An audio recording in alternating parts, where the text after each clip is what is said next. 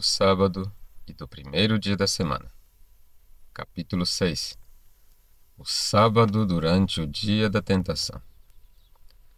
A história do sábado durante a provocação no dia da tentação no deserto, Hebreus 3:8, quando Deus se entristeceu com seu povo por 40 anos, pode ser resumida em poucas palavras. Mesmo sob a supervisão de Moisés e com milagres mais extraordinários gravados na memória e operados à vista deles, os israelitas se mostraram idólatras, negligentes quanto aos sacrifícios e à circuncisão, murmuradores contra Deus, desprezadores de sua lei e transgressores do sábado. Ezequiel faz uma descrição vívida de como eles trataram o sábado enquanto estavam no deserto. Mas a casa de Israel se rebelou contra mim no deserto, não andando nos meus estatutos e rejeitando os meus juízos, os quais, cumprindo-os, o homem viverá por eles. E profanaram grandemente os meus sábados. Então eu disse que derramaria sobre eles o meu furor no deserto para os consumir. O que fiz, porém, foi por amor do meu nome, para que não fosse profanado diante das nações perante as quais os fiz sair. Ezequiel 20, 13 a 14. Essa linguagem mostra uma violação geral do sábado e evidentemente se refere à apostasia de Israel durante os primeiros 40 dias nos quais Moisés se ausentou.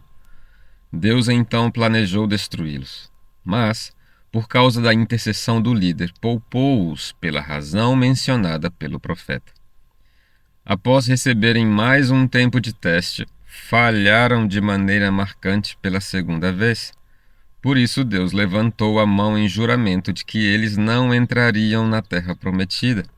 Assim continuou o profeta.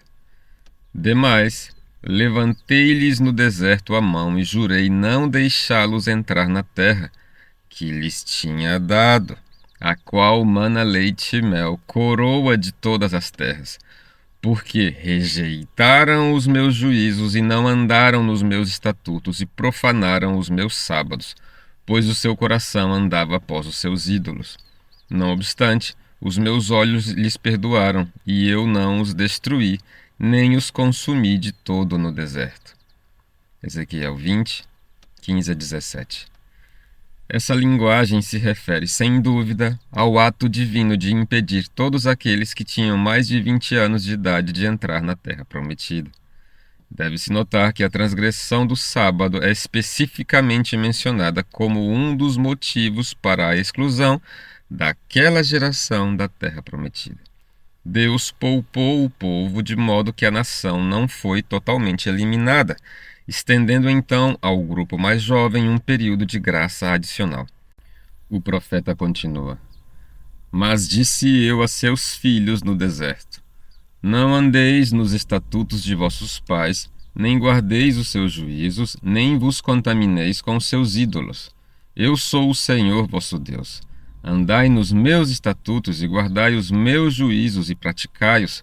Santificai os meus sábados, pois servirão de sinal entre mim e vós, para que saibais que eu sou o Senhor vosso Deus. Mas também os filhos se rebelaram contra mim, e não andaram nos meus estatutos, nem guardaram os meus juízos, os quais, cumprindo-os, o homem viverá por eles. Antes profanaram os meus sábados. Então eu disse que derramaria sobre eles o meu furor para cumprir contra eles a minha ira no deserto. Mas detive a mão e o fiz por amor do meu nome, para que não fosse profanado diante das nações perante as quais os fiz sair. Também levantei-lhes no deserto a mão e jurei espalhá-los entre as nações e derramá-los pelas terras, porque não executaram os meus juízos, rejeitaram os meus estatutos, profanaram os meus sábados e os seus olhos se iam após os ídolos de seus pais. Ezequiel 20, 18 a 24. Portanto, parece que a geração mais jovem, poupada por Deus quando ele excluiu os seus pais da terra prometida, assim como os seus progenitores, transgrediu a lei de Deus, profanou o sábado e se apegou à idolatria. Não aprouve a Deus excluí-los da terra de Canaã, Mas ele levantou a mão para os israelitas no deserto, jurando que os entregaria à dispersão entre os seus inimigos depois que eles tivessem entrado na terra da promessa. Assim se vê que, enquanto estavam no deserto, os hebreus lançaram as bases para sua dispersão futura da própria terra. E um dos atos que desencadeou sua ruína final como nação foi a transgressão do sábado antes de haverem entrado na terra prometida. Moisés tinha motivos de sobra para dizer em seu último mês de vida: rebeldes fostes contra o Senhor, desde o dia em que vos conheci. Deuteronômio 9:24. Em Josué e Calebe havia outro espírito, pois seguiram ao Senhor com integridade. Essa é a história completa da observância do sábado no deserto. Até mesmo o milagre do maná, que por 40 anos, todas as semanas, deu testemunho público do sábado, tornou-se um mero evento corriqueiro para o povo hebreu, que chegou ao ponto de murmurar contra o pão enviado do céu. E podemos muito bem acreditar que pessoas tão endurecidas pelo engano do pecado tinham pouca consideração pelo testemunho do maná em favor do sábado. No relato mosaico, lemos o seguinte com relação ao sábado. Tendo Moisés convocado toda a congregação dos filhos de Israel, disse-lhes: são estas as palavras que o Senhor ordenou que se cumprissem.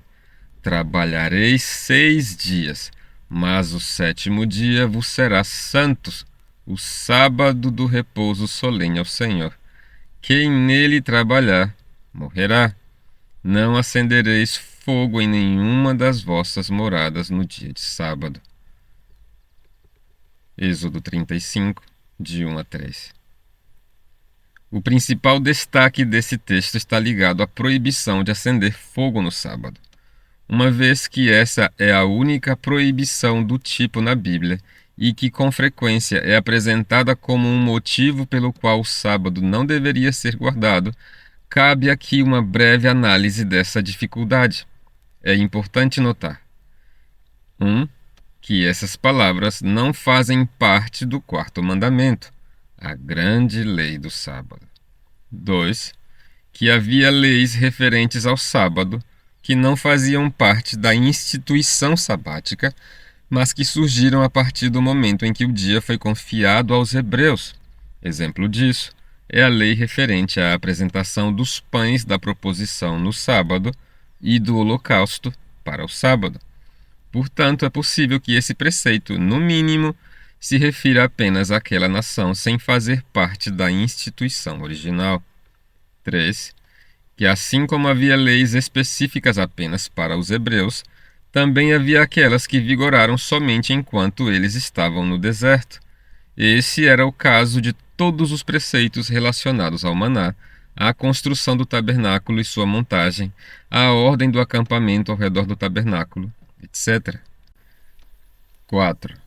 Que a essa classe pertenciam todos os estatutos concedidos desde que Moisés desceu com as segundas tábuas de pedra até o fim do livro de Êxodo, a menos que as palavras em análise sejam uma exceção.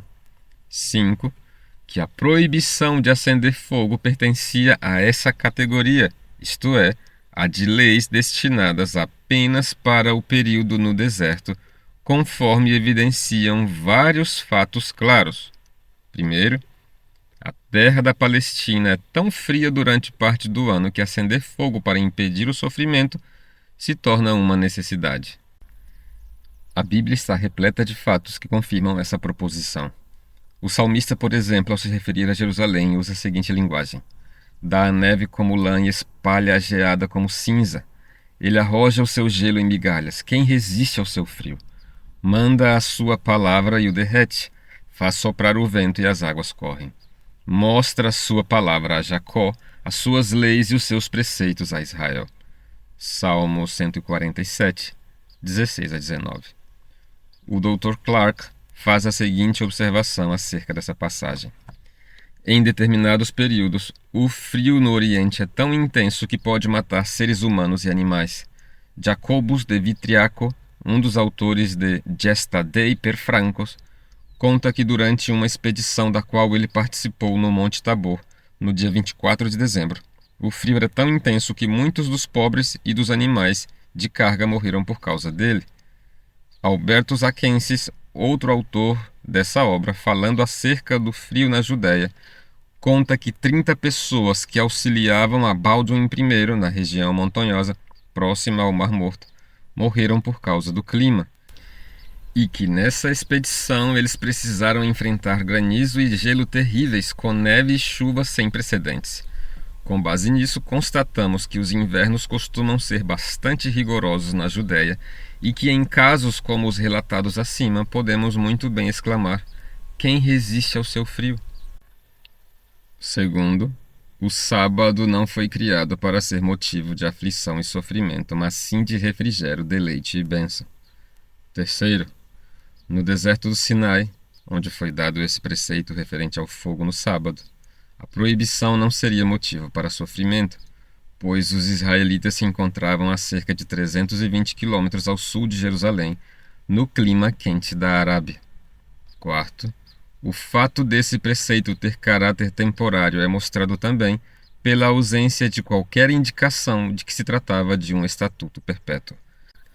Mas essa indicação está presente quando se fala a respeito de outras leis que deveriam ser guardadas após a entrada do povo na terra. Nesse caso, porém, o preceito parece ter caráter semelhante ao preceito relativo ao maná, coexistindo com ele e sendo a ele adaptado.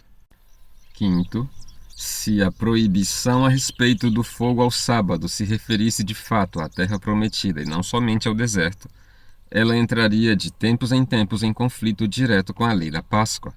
Isso ocorreria porque a refeição pascual deveria ser preparada no fogo pelas famílias dos filhos de Israel na tarde ou no pôr do sol do 14º dia do primeiro mês, e este ocasionalmente cairia no sábado. A proibição de acender o fogo no sábado não entraria em conflito com a Páscoa enquanto os hebreus estivessem no deserto, pois esta só seria observada depois que eles chegassem à terra prometida. A lei da Páscoa certamente levava em conta a chegada dos hebreus à terra prometida antes de sua observância regular. Êxodo 12, 25. Mas caso a proibição se estendesse até depois da conquista da terra, quando a Páscoa seria regularmente observada, os dois estatutos frequentemente entrariam em conflito direto. Sem dúvida, essa é uma forte confirmação do ponto de vista de que a proibição do fogo no sábado era um estatuto temporário, referente apenas ao deserto. Com base nesses fatos, conclui-se que o argumento popular, baseado na proibição de acender o fogo, de que o sábado era uma instituição local adaptada apenas à terra de Canaã, deve ser abandonado, pois fica claro que tal proibição tinha caráter temporário, nem sequer adaptada à terra da promessa, nem a ela destinada. Em seguida, lemos o seguinte a respeito do sábado. Disse o Senhor a Moisés: fala a toda a congregação dos filhos de Israel e dize-lhes: santo sereis, porque eu, o Senhor vosso Deus, sou santo. Cada um respeitará a sua mãe e o seu pai e guardará os meus sábados. Eu sou o Senhor vosso Deus. Guardareis os meus sábados e reverenciareis o meu santuário. Eu sou o Senhor. Levítico 19, de 1 a 3 e 30. Essas referências constantes ao sábado contrastam de maneira marcante com a desobediência geral do povo. Por isso Deus fala mais uma vez: 6 dias trabalhareis, mas o 7º será o sábado do descanso solene. Santa convocação. Nenhuma obra fareis. É sábado do Senhor em todas as vossas moradas. Levítico 23, 3. Assim, o Senhor solenemente designou seu dia de descanso para ser um período de santa adoração e um dia de reuniões religiosas semanais. Mais uma vez, o grande legislador apresenta seu sábado. Não fareis para vós outros ídolos, nem vos levantareis imagem de escultura, nem coluna, nem poreis pedra com figuras na vossa terra para vos inclinardes a ela. porque eu sou o Senhor vosso Deus. Guardareis os meus sábados e reverenciareis o meu santuário. Eu sou o Senhor. Levítico 26, 1 e 2. Como o povo de Deus teria sido feliz se tivesse dessa forma se afastado da idolatria e reverenciado o dia de descanso do Criador. Entretanto, a idolatria e a transgressão do sábado eram tão generalizadas no deserto que a geração que saiu do Egito foi excluída da terra prometida. Assim, depois que Deus excluiu da herança os homens que se rebelaram contra ele, lemos o seguinte acerca do sábado. Estando, pois, os filhos de Israel no deserto, acharam um homem apanhando lenha no dia de sábado. Os que o acharam apanhando lenha o trouxeram a Moisés e a Arão e a toda a congregação. Meteram-no em guarda, porquanto ainda não estava declarado o que se lhe devia fazer. Então disse o Senhor a Moisés: Tal homem será morto, toda a congregação o apedrejará fora do arraial. Levou-o, pois, toda a congregação para fora do arraial, e o apedrejaram, e ele morreu como o Senhor ordenara a Moisés. Números 15, 32 a 36. Os fatos a seguir devem ser levados em conta ao explicar-se esse texto. 1. Tratava-se de um caso de culpa fora do comum, pois toda a congregação perante a qual esse homem foi julgado e pela qual foi morto, também era culpada de transgredir o sábado e acabara de ser excluída da terra prometida por causa desse pecado e de outros mais. 2. Esse não era um caso que se enquadrava na pena de morte em vigor por trabalho ao sábado, pois o homem foi colocado em confinamento até que o Senhor declarasse seu veredito a respeito da culpa do transgressor. A singularidade dessa transgressão pode ser entendida com a ajuda do contexto. O versículo que precede imediatamente o caso em questão diz o seguinte: Mas a pessoa que fizer alguma coisa atrevidamente, quer seja dos naturais, quer dos estrangeiros, injuria ao Senhor. Tal pessoa será eliminada do meio do seu povo, pois desprezou a palavra do Senhor e violou o seu mandamento. Será eliminada essa pessoa, e sua iniquidade será sobre ela. Números 15, 30 e 31. O fato de tais palavras serem sucedidas por esse caso marcante certamente serve para ilustrá-la. Fica evidente, portanto, que se tratava de um pecado atrevido, no qual o transgressor tinha a intenção de desprezar o Espírito de graça e os estatutos do Altíssimo. Portanto, o incidente não pode ser citado como evidência de excesso de rigidez na observância do sábado por parte dos hebreus, pois temos evidências incontestáveis de que eles o transgrediram em grande medida durante todo o período de 40 anos de jornada pelo deserto. Consequentemente, esse caso se destaca como exemplo de transgressão na qual o pecador tinha a intenção de demonstrar desprezo pelo legislador, e esse foi o ponto que tornou sua culpa muito grave. No último mês de sua vida longa e marcante, Moisés relembrou todos os atos grandiosos de Deus em favor de seu povo, bem como os estatutos e os preceitos que Deus lhes havia dado. Essa repetição se encontra no livro de Deuteronômio, nome que significa segunda lei, e se aplica ao livro pelo fato de se tratar de uma segunda escrita da lei. É o discurso de despedida de Moisés a um povo rebelde e desobediente. Ele deseja imbuir-lhes do mais forte senso possível de obrigação pessoal de obedecer. Por isso, logo antes de repetir os 10 mandamentos, ele usa uma linguagem cujo objetivo claro é impressionar a mente dos hebreus com um senso da obrigação individual no que diz respeito a fazer aquilo que Deus havia ordenado. Ele diz: Ouvi, ó Israel, os estatutos e juízos que hoje vos falo aos ouvidos, para que os aprendais e cuideis em os cumprirdes. O Senhor nosso Deus fez aliança conosco em Horebe. Não foi com nossos pais que fez o Senhor esta aliança. e sim conosco, todos os que hoje aqui estamos vivos. Deuteronômio 5, de 1 a 3. Não foram os atos de vossos pais que colocaram esta responsabilidade sobre vós, mas vossos próprios atos individuais que vos ligaram a esta aliança. Vós vos comprometestes com o Altíssimo em cumprir tais preceitos. Esse é o significado óbvio dessas palavras. Contudo, elas têm sido erroneamente usadas como prova de que o sábado do Senhor foi feito para os hebreus e não era obrigatório para os patriarcas. A peculiaridade dessa dedução é revelada no fato de que ela é usada somente contra o quarto mandamento, ao passo de que fosse um argumento lógico e justo, demonstraria que os antigos patriarcas não tinham obrigação nenhuma em relação a qualquer preceito da lei moral. Mas é certo que a aliança em Horebe foi apenas uma materialização ou manifestação visível dos preceitos da lei moral, com compromissos mútuos entre Deus e o povo.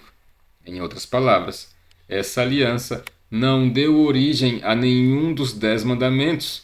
De qualquer forma, constatamos que o sábado foi ordenado pelo Senhor ao fim da criação e já era obrigatório para os hebreus no deserto, antes de Deus lhes dar algum preceito novo sobre o assunto.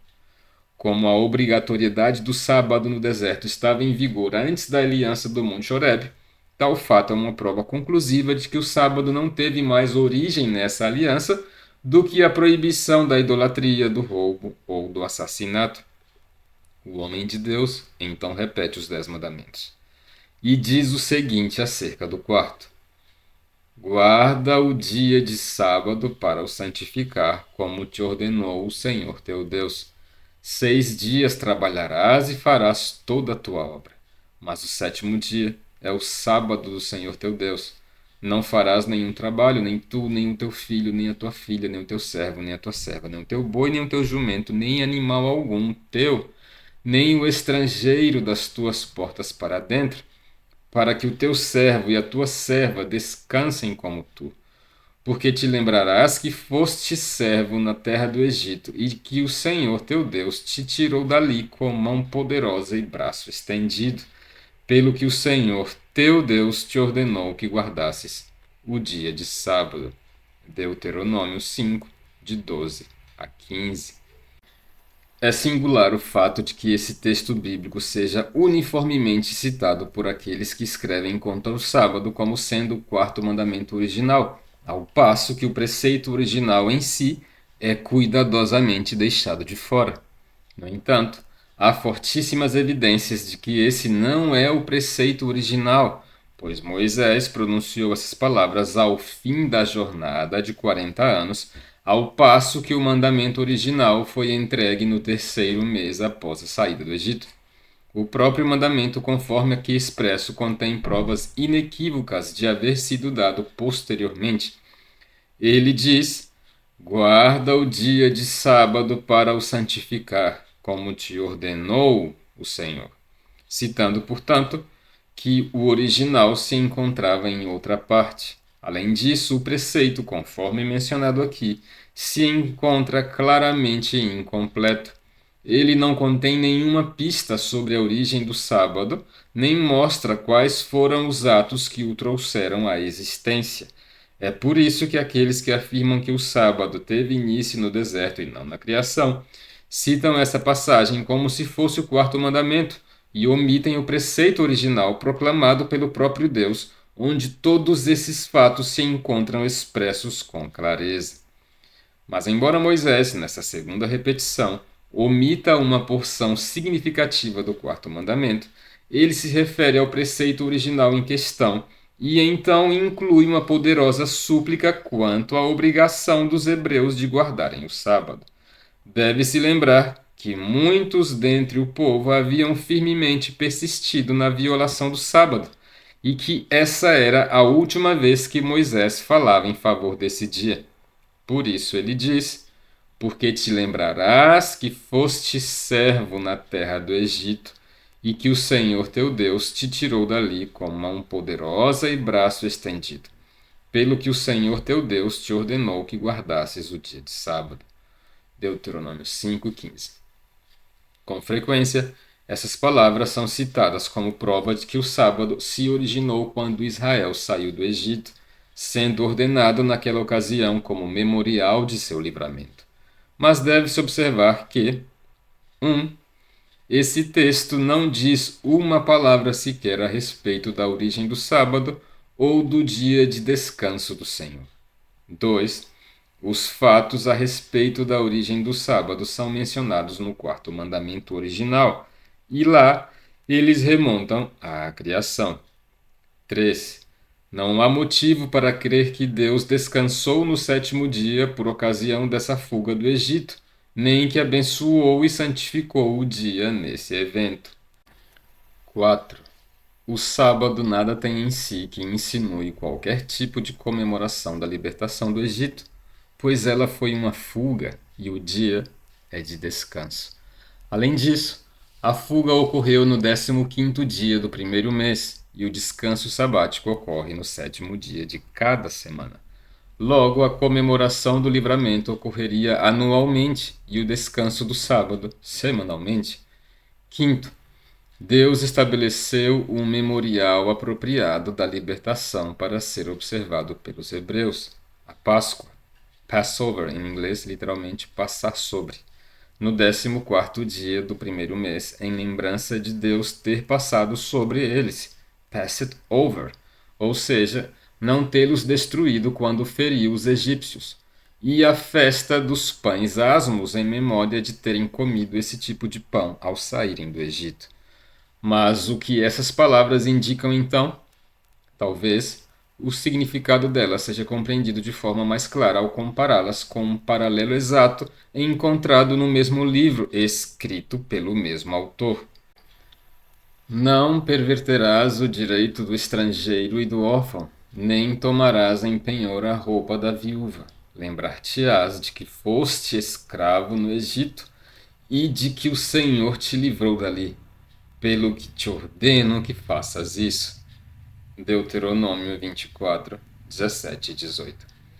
Logo se vê que esse preceito não foi dado para comemorar o livramento de Israel da escravidão no Egito. Tampouco tal libertação poderia ter dado origem à obrigação moral expressa nele.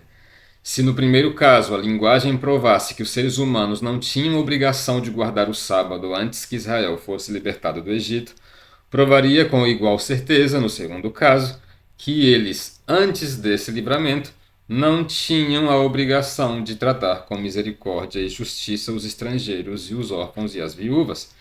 E se no primeiro caso o sábado se apresenta como judaico, no segundo caso, o estatuto do grande legislador em favor dos necessitados e desvalidos deveria partilhar da mesma sorte. Fica evidente que a linguagem usada nos dois casos tinha o objetivo de apelar ao sentido de gratidão do povo. Vós fostes escravos no Egito, e Deus vos resgatou. Portanto, lembrai-vos dos outros que passam por aflições, e não os oprimais. Fostes cativos no Egito, e Deus vos resgatou. Portanto, santificai ao Senhor o dia que ele reservou para si, um apelo extremamente poderoso feito para aqueles que até então persistiam em transgredir. De fato, o livramento da escravidão abjeta era necessário nos dois casos para que as coisas ordenadas fossem observadas plenamente, mas a libertação não deu origem a nenhum desses deveres. Esse foi sim um dos atos pelos quais o sábado do Senhor foi dado àquela nação, mas não um dos atos pelos quais Deus o criou. Tampouco o ato transformou o dia de descanso do Senhor em uma instituição judaica. É fato evidente que as palavras gravadas na pedra foram apenas os 10 mandamentos. 1. Afirma-se o seguinte acerca das primeiras tábuas. Então o Senhor vos falou do meio do fogo, a voz das palavras ouvistes, porém, além da voz, não vistes aparência nenhuma. Então vos anunciou ele a sua aliança, que vos prescreveu os 10 mandamentos, e os escreveu em 2 tábuas de pedra. Deuteronômio 4, 12 e 13. 2. Assim, as primeiras tábuas de pedra continham apenas os 10 mandamentos, e a Bíblia é clara em afirmar que as segundas tábuas consistiam em uma cópia exata daquilo que fora escrito nas primeiras. Então o Senhor disse a Moisés: Lavra 2 tábuas de pedra como as primeiras, e eu escreverei nelas as mesmas palavras que estavam nas primeiras tábuas que quebraste. Escreverei nas 2 tábuas as palavras que estavam nas primeiras que quebraste, e as porás na arca. Êxodo 34, 1, Deuteronômio 10, 2. 3. Isso se confirma por meio deste testemunho conclusivo. E escreveu nas tábuas as palavras da aliança, as 10 palavras. Então escreveu o Senhor nas tábuas, segundo a primeira escritura, os 10 mandamentos que ele vos falara no dia da congregação, no monte, no meio do fogo. E o Senhor mas deu a mim. Êxodo 34, 28, Deuteronômio 10, 4. Esses textos explicam a linguagem a seguir. Deu-me o Senhor as 2 tábuas de pedra escritas com o dedo de Deus, e nelas estavam todas as palavras segundo o Senhor havia falado convosco no monte do meio do fogo, estando reunido todo o povo. Deuteronômio 9, 10. Portanto, afirma-se que Deus escreveu nas tábuas de pedra segundo todas as palavras que havia falado no dia da convocação, e as palavras que ele assim escreveu são chamadas 10 palavras. Mas a introdução ao Decálogo não era uma dessas 10 palavras e por isso não foi escrita na pedra pelo dedo de Deus. É preciso atentar para essa distinção que fica clara ao analisarmos a passagem a seguir e o seu contexto. Estas palavras falou o Senhor a toda a vossa congregação no monte, do meio do fogo, da nuvem e da escuridade, com grande voz, e nada acrescentou, tendo-as escrito em 2 tábuas de pedra, deu-mas a mim. Deuteronômio 5, 22. Estas palavras, aqui destacadas como tendo sido escritas pelo dedo de Deus depois de serem pronunciadas por ele ao ouvido de todo o povo, devem ser compreendidas como uma destas 2 alternativas. 1. São tão somente as 10 palavras da lei de Deus, ou 2. São as palavras usadas por Moisés nessa retomada do Decálogo. Contudo, elas não podem se referir às palavras usadas nessa retomada, pois 1.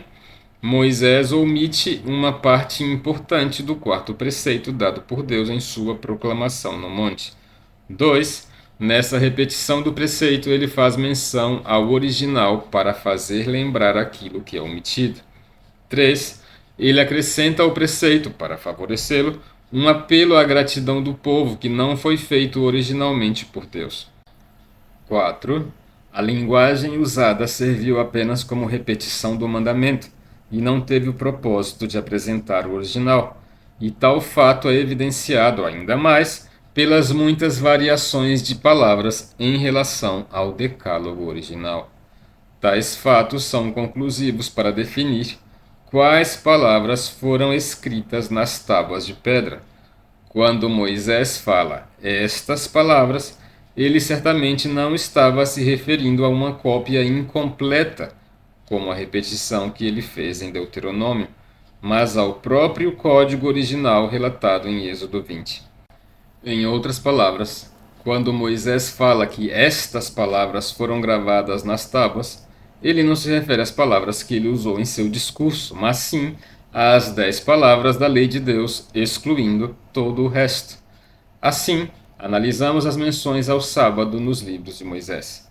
Encontramos sua origem no paraíso, quando o homem ainda se encontrava em seu estado de retidão.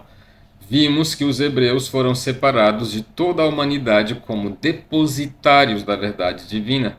Constatamos que o sábado e toda a lei moral foram confiados a eles como um patrimônio sagrado. Vimos que o sábado foi proclamado por Deus como um dos 10 mandamentos. Percebemos que ele foi escrito pelo dedo de Deus, sobre a pedra, no próprio centro da lei moral. vimos que essa lei não possui nenhum traço judaico, mas somente características morais e divinas, e que foi colocada embaixo do propiciatório na Arca da Aliança de Deus. Vimos que diversos preceitos referentes ao sábado foram dados aos hebreus e se destinavam somente a eles. Notamos que os hebreus transgrediram o sábado em larga escala durante sua peregrinação pelo deserto e ouvimos o apelo final em prol do sábado feito por Moisés àquele povo rebelde. O fundamento da instituição sabática repousa sobre a sua santificação antes da queda do homem. O quarto mandamento é sua grande cidadela de defesa. Sua localização no centro da lei moral, embaixo do propiciatório, mostra sua ligação com a expiação e sua obrigação imutável.